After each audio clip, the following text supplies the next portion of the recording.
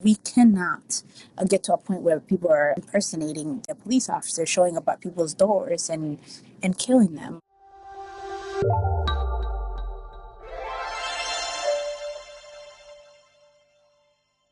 Welcome to The Stakes. I'm Brad Rourke with the Charles F. Kettering Foundation. We're a nonprofit, nonpartisan operating foundation that focuses on advancing and defending inclusive democracy. Today, I'm talking to Minnesota State Senator Zaynab Mohamed and Dr. Alexander Theodoridis, who co-directs the UMass poll. Thank you for being here. Thanks for having us. Thanks for having us, Brad. Just a few weeks ago, Senator, your state was hit by an unspeakable act. State Representative Melissa Hortman and her husband Mark were assassinated in their home. State Senator John Hoffman and his wife Yvette were critically injured. Both of those shootings done by Vance Luther Belter, allegedly, who was found to have a list in his car of a number of political figures and other leaders. In other words, clearly a political assassination. Senator Mohamed, how are you doing? And how is your community doing? Thanks so much for having me, Brad. It's good to be here with you. Minnesota right now, I think people are very heartbroken. Folks are mourning. It has been a devastating few weeks for our state. Speaker Hortman was a beacon of hope for our state, who's done extraordinary work, somebody who people looked up to, somebody who often was very nonpartisan. And I think we're sort of trying to heal, but also have very clear understanding that what happened is obviously politically motivated. We've never seen a political assassination like this over the history of our state. And I think we're trying to grapple with what's next, how we overcome and heal from this moment, but what we can do to ensure that it never happens again. How seriously had you, as a member of the Senate, taken threats of violence prior to this? I mean, we hear about them, but I'm curious how intensely you had been thinking about it and preparing yourself for these eventualities. Yeah, that's a really good question. When I first got elected in 23, I had enormous amounts of targets and hits in my email, people who would just send me nasty things on my social media. I don't think I can ever post on Twitter without getting hundreds of sort of people just saying very disgusting things. So it's something I've thought about over the years. But this is an issue that no one has thought more deeply about than Speaker Hortman. For her to be the victim in this issue, I think it's a wake-up call for the rest of us. Dr. Theodoridis, you study political violence and hyperpartisanship. You're working on new research about the conditions under which people are okay with political violence and violence of any kind. What are you learning? Well, first of all, I think we have to say that this is, in some ways, something that we fear when you reach a state of hyperpolarization like this one. We have two parties. That lends itself to a polarized political climate.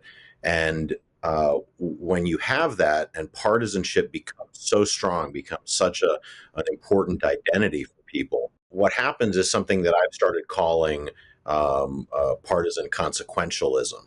And what that is sort of a fancy way of saying that people shift their moral frame from a rules-based moral frame where they just say to themselves, violence is not okay, political violence is not okay, to a moral frame where the ends start to justify the means, right? And we see this in lots of cases. So the idea that people are just sort of disengaging from morality, I think that kind of hides what can actually be happening. And so as people become very partisan, they can start pursuing different ideas of what's moral, right, and what's acceptable. And in a society, we just can't have that, especially when it comes to something as extreme as political violence.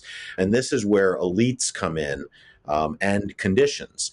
It's very important that elites do everything they can, and my research shows this over and over again, that elites have to reinforce that political violence is not okay, is never okay, right, in these contexts.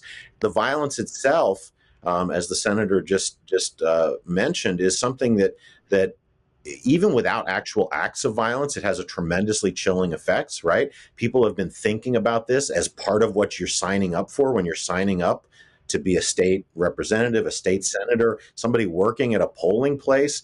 That has an incredible effect on people's behavior, and politicians have to come out and strongly say this is never okay.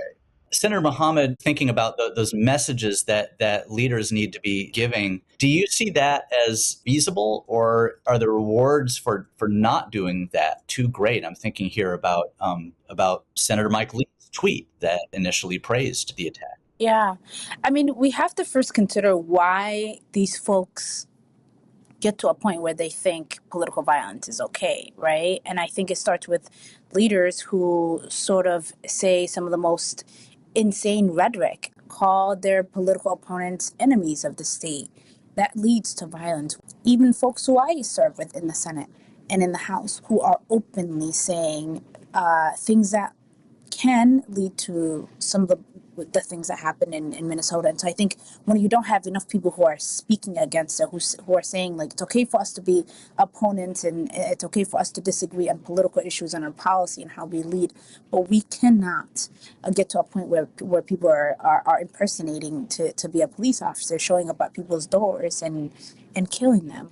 As a country, I think we're at crossroads.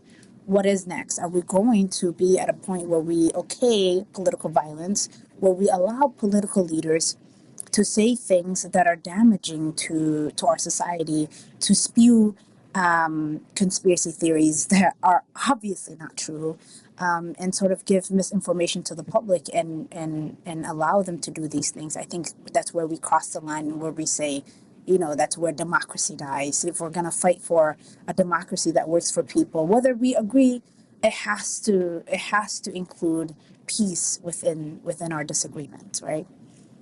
What kind of conversations are you having with your colleagues on your side and maybe also across the aisle? I mean, Minnesota right now, I think folks are grieving what's happening. I had a chance to see my colleague, who's a dear friend and a good mentor to me, Senator Hoffman, who was the other victim in that, and his wife, Sunday. And when I think about Senator Hoffman, Brad, he is the most bipartisan person in the legislature. He's the one person who will tell you he'll get to 34 votes before anyone else, right? Republicans love him. Democrats love him. In the ways that he carries himself, and for him to be sort of the victim in this, I think is chilling to our members both across the aisle. Looking across the last few months, it feels like political violence is like at some sort of all-time high. Is that impression correct, Dr. Theodoridis? Absolutely. Threats and violence have increased. Again, I wouldn't say all-time high because we've had a civil war in this country, but in recent memory, threats and violence are being measured at incredibly high, dangerous levels. And the thing that people don't realize is that most people who sign up to participate as elected officials or even volunteers at various levels in our government, or what used to be just anonymous government positions, don't have security. There's no security. And this is, of course, a country where there are a lot of guns. It has a tremendous effect on how people behave. Ideally, I would like to live in a democracy where all of us sort of agree that certain things, certain norms are unassailable, right? And this is the ultimate one. You don't commit acts of partisan violence. Senator Mohamed, you were elected in 2023, so you're in your first term. You're one of the first 3 Black women to join the state Senate, and you're the youngest senator. Part of your story of entering public life revolves around the period immediately surrounding the George Floyd murder, another kind of state-sponsored violence in a way. Is there a line that you can draw from the violence you see around you, or the threats that you see around you as a member of the state Senate, and the violence that we see all around us in communities? I think what happened to George Floyd and the murder of George Floyd is one that obviously rocked the world, right? I mean, it created, I think, something that will be written in our history books. But it was sort of a moment where people stepped up, like myself, and who said, I'm going to run for office to do something about it. I want to make sure that we have good policing that takes care of our community, one that people aren't afraid to call, right? And I have many members of my family who are officers within Minneapolis Police Department, both the county sheriff's office. So it's important to me that they also have an environment that works for them. That's sort of why I got in this work. And they, like those officers that I know and have personal relationships with, have been the most sort of like scared for me in terms of what this all means. And they have sort of seen how the world has changed. I think when I got in versus today, we're living in a different world. I mean, just the last 6 months, Brad, have been hard to keep up with for me, let alone the public. And I think what we're seeing is our society moving towards a world where violence is almost becoming acceptable.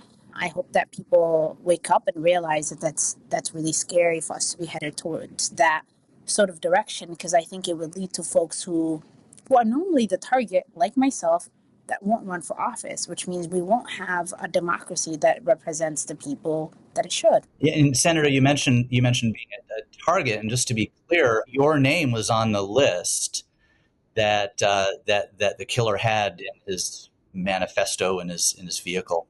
So this is truly a direct personal threat.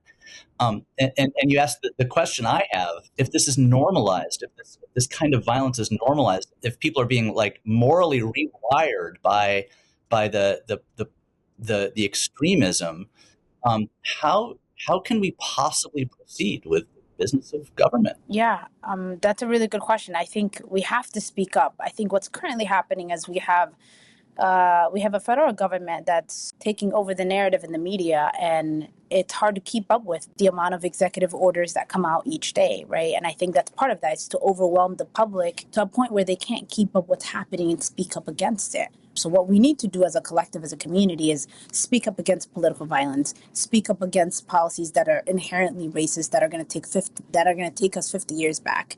We can't have a world where I have less rights than my mother did when she was growing up in this country, right? Like, that's unacceptable. And so we have to think about what it means as a community, because government is for the people, by the people, and we are the people. We have to be willing to speak up against these things. Dr. Theodoridis, how can we govern ourselves under these conditions? Yeah, so partisan violence is specifically a version of democratic backsliding. If you become a country where having violence on your side puts a thumb on the scale politically, whether that's because people choose not to run or people choose not to go vote, our political process produces this two-party system that we have, and the polarization has really made it difficult. And I think that we have to rely on voters and hope that voters have certain limits. But I don't see a lot of evidence that the American people really like politicians engaging in the type of language, dehumanizing language and rhetoric that is likely to generate violence and support violence. Those in politics, both Democrats and Republicans, really have to speak out and not be afraid. And that voice has appeal to American voters. Hardest question for you, Senator. If we think about all the conditions that Alex has described and this situation where people are increasingly unwilling to hold folks on in their own groups accountable, where speaking up is less and less likely. So the solution that we want is less and less likely. Where do we go next, Senator? That's a really hard question to answer, Brad. But I think for me, I go to a place of hope. I'm a hopeful person about what is happening and the outcome that I think we can have as a country. I'm hopeful about people coming together. I'm hopeful that I think right now we are in a place where people are free to speak up.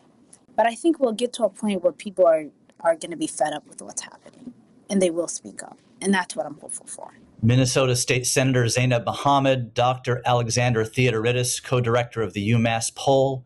Thank you so much for being here. Thank you, Brad.